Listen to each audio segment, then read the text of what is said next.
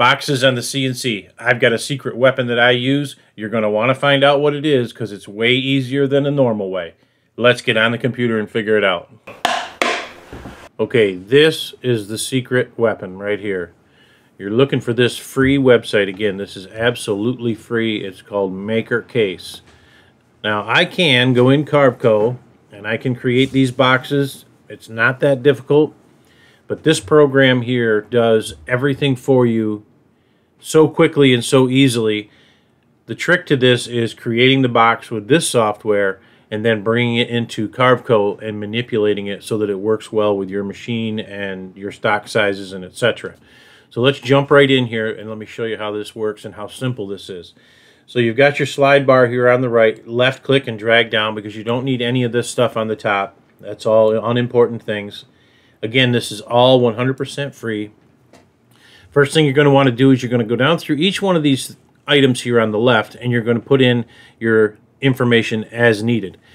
Now, you can work in inches or you can work in millimeters, and all you do is click on either one of these and it switches automatically for you. We're going to work in inches, and we're just going to make a arbitrary size box so that you can see how this works. Now, this box changes in real time when you change these settings. Another thing about this program is kind of neat is if you left click and hold down, you can rotate this box pretty much in any position you want just by holding and dragging your mouse around. So let's begin right here. Okay, we're going to go with a width. Let's go with a width of, say, 6 inches. You put in 6, and when you go to the next height setting or next adjustment setting, you're going to see that the box changes. And there we have it. Now, in here, let's go with a height of 4 inches. That's fine. It does remember some of the settings that you've used before. You saw me click off of that. 4 is fine. Let's do a depth of 12 inches. Now, as we click down through the next thing, like I said, this will change. I'm going to rotate this box just a little. And because I clicked on the box, it accepted the dimension that I put in. Now you can see that we have a box that is 6 inches wide, 12 inches deep, and 4 inches tall. So now we go down to the next thing, which is, do we want this box open or do we want a closed box? I'm sorry, we want to know whether this is outside or inside dimensions on this box. And I always go outside. I don't know why anybody would go inside. So I choose outside dimension. And now we go down and we decide how thick we're going to make the box. Now if we go back over to the slide bar here and slide down to make it a little easier, you have the drop down here. You can choose any of these standard sizes, or you can go to this button here and put in a custom thickness in here and click OK once you've entered that number. We're going to go with the standard thickness here though. Let's go with 1/4 inch because that's what most people make these little cubby boxes out of. Now if you were making drawers and you had 1/2 inch plywood, it would certainly work with 1/2 inch plywood as well. We're going to go with 1/4 inch though. And now we're going to talk about whether we want this box open or closed. So right now the box is closed, and if we rotate you can see the bottom and the top is absolutely closed. If we click open, it removes the top and you can look inside. It's not going to create the files for the top if you click open, so just be sure whether or not you want a closed box or an open box. And in most cases, making drawers, cubbies, or anything like that, you're going to want it open. The next thing is, what type of joint are you looking for to join this box?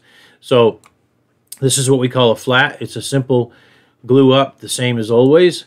The next one is finger here on the bottom. If you click finger, you can see that it puts in those fancy finger joints for you that everybody's trying to do with their CNC, and they have difficulty figuring out the spacing and etc. So, and we also have T-slot. Now, I have no idea what T-slot is for. If anybody knows, please put it down in the comments and help me out.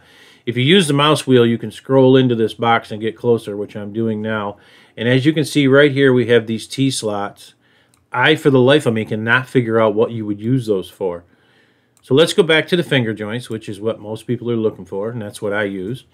If you go down here to where it says finger size, and you slide this ball back and forth, it's going to change these fingers for you. So sliding back and forth, you can see, excuse me, that it's increasing and decreasing as we move along back and forth. And that's all personal preference for what you think looks good on your box. I typically do something like this where it puts one on the edge and numerous across the bottom. These would be drawers in this case, and I'm not really concerned about having exposed finger joints. That's not what's important. The importance to me is having this thing go together without too much difficulty. So that we can get to that point, we go down here to where it says download box plans, and we click on that. This is where the magic happens. This is where, when you're using CNC software, sometimes it gets a little more challenging. You could certainly go through and click on each one of these points and put a radius on these, and this is basically the reason why I do this with this program now and not Carveco. Believe me, I love Carveco. I'm all about it. Them guys over in the UK are awesome. This just does it in one step, so it's just a little simpler. You can scroll down, up and down on this menu or on this screen. We come down to the bottom, and it says labels and spacing. So labels are these words here, obviously, and if you don't want those, you can click disable and get rid of. So if you were taking this into your laser, for example, and you didn't want to have that your laser print those words on there, you would disable it. If we leave it enabled, it tells us which pieces are where. Now, the simplest way to do that is to leave them on. When we bring this into Carveco and you carve this, then you'll be able to tell, okay, which one was left, right, up and down, bottom and top.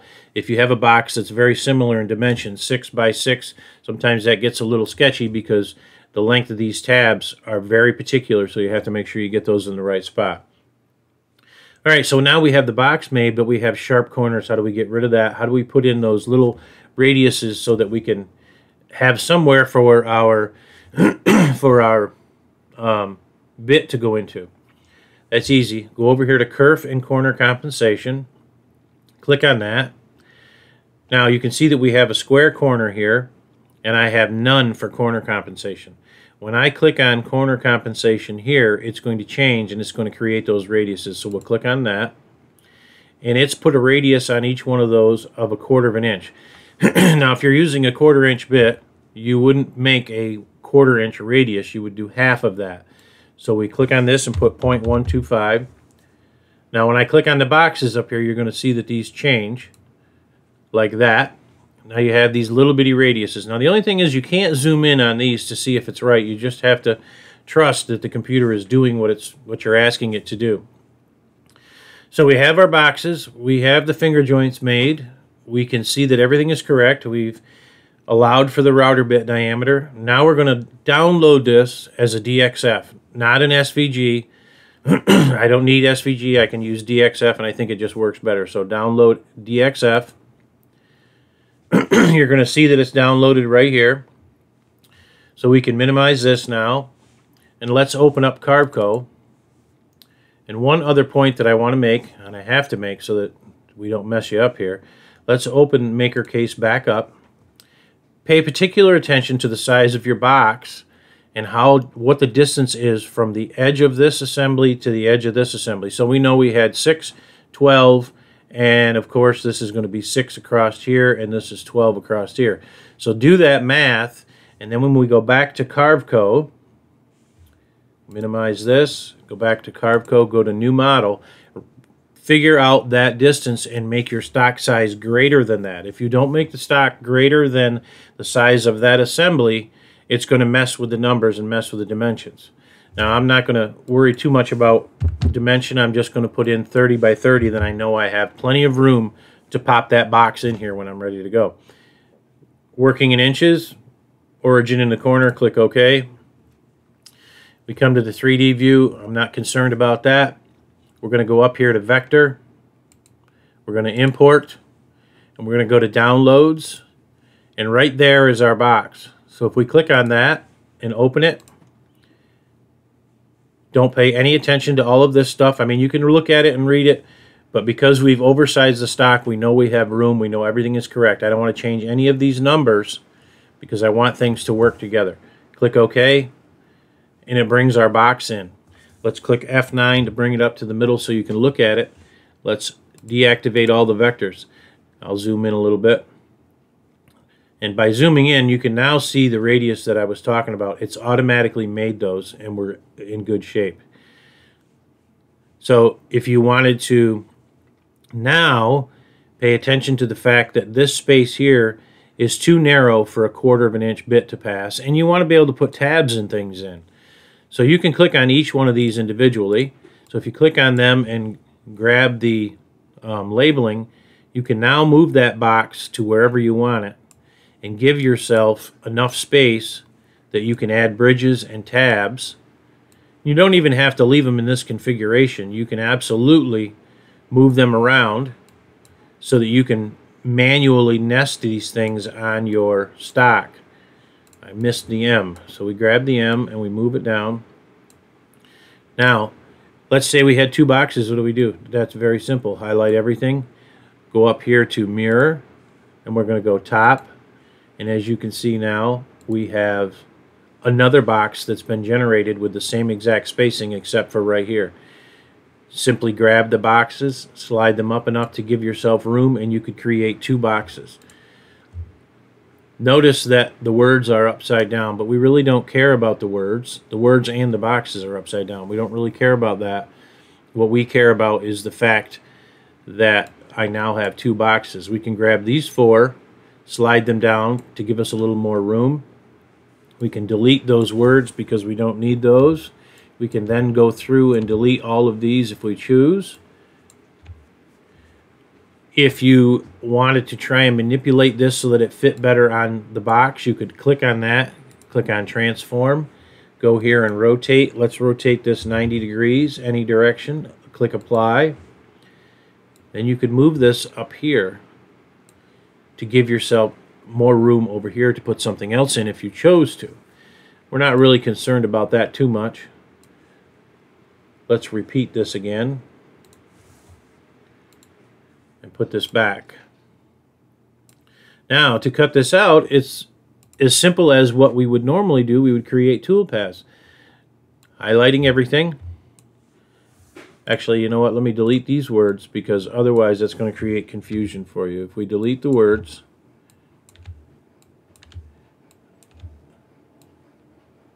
like that, now we'll highlight everything. We'll go to Profile Toolpath. All of this is correct. We're going to go around the outside. We're going to start at 0. You're going to finish at whatever the depth of your box was, what you chose in the beginning. Obviously, if it was 1/8 of an inch, 1/4 of an inch, etc., etc. We know that this box is 1/4 of an inch deep, so we're going to choose 1/4. Scrolling down to select a tool, let's use 1/4 inch end mill. Select that. We need to put in the bridges because you don't want these things floating around unless you're going to use the blue tape and CA glue trick, which could get expensive if you're going to make a bunch of these that are 30 inches by 30 inches. I would put tabs in, and I would pay particular attention to where these boxes are and maybe use a finish nail in the corners to hold your material down. So let's manually add some bridges. Let's slide this over. Turn these guys back on again. And let's add some bridges.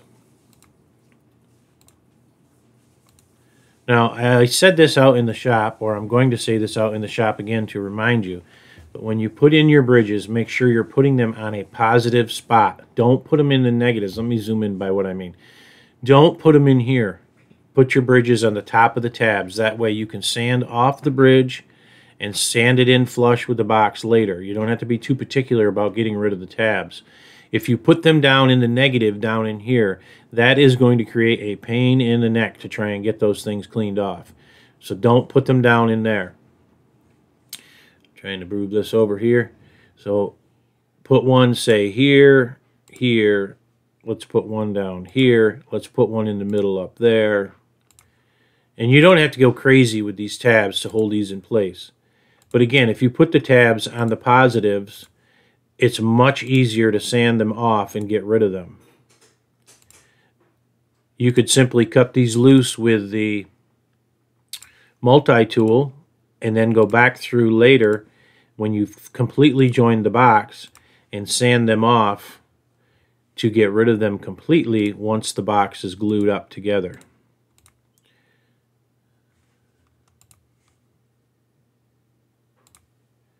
And it's a simple matter of going through and putting in your tabs. Oops, I almost put one in a bad spot there.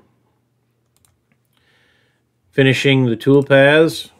Let's call it, that works. And then calculate. close this out. Let's simulate the tool path just to show you what I'm talking about.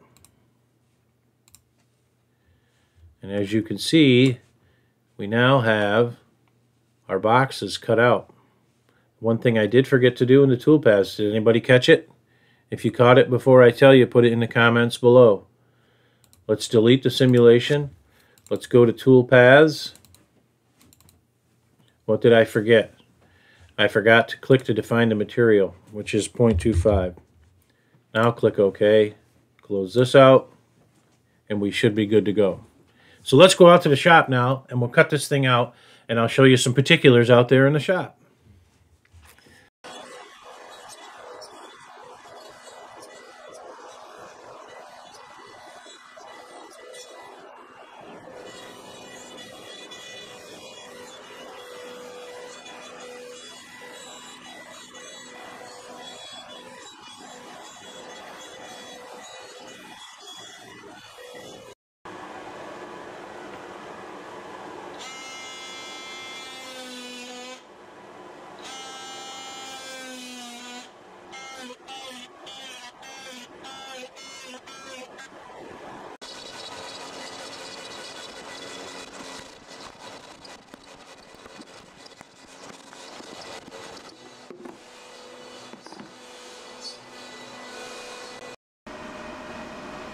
Okay, air conditioning's running, so maybe this is going to be a problem, and if it is, I'll do a voiceover.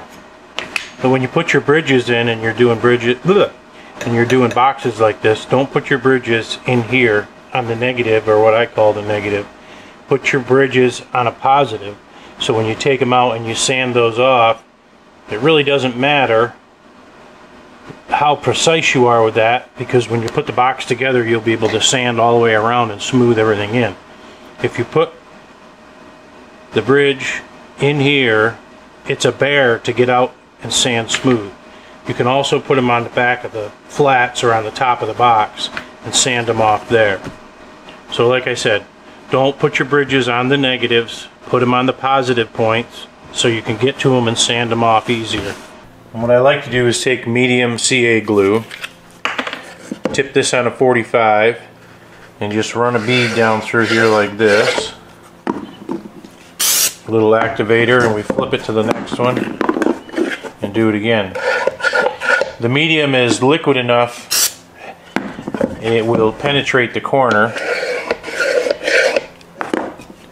and I have never had any issue with a box coming apart doing it this way. Once I'm done there, I do the corners.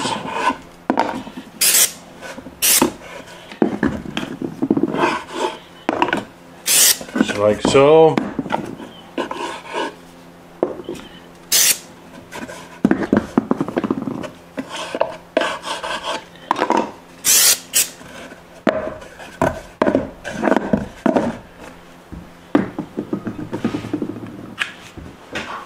And there you have it, the secret weapon for making these boxes. Use them as cubbies, make hundreds of them, put them everywhere in your shop. They're excellent storage containers. I hope you got something out of this video. I hope you enjoyed it. Like and subscribe if you haven't done so already, and I'll catch you on the next one.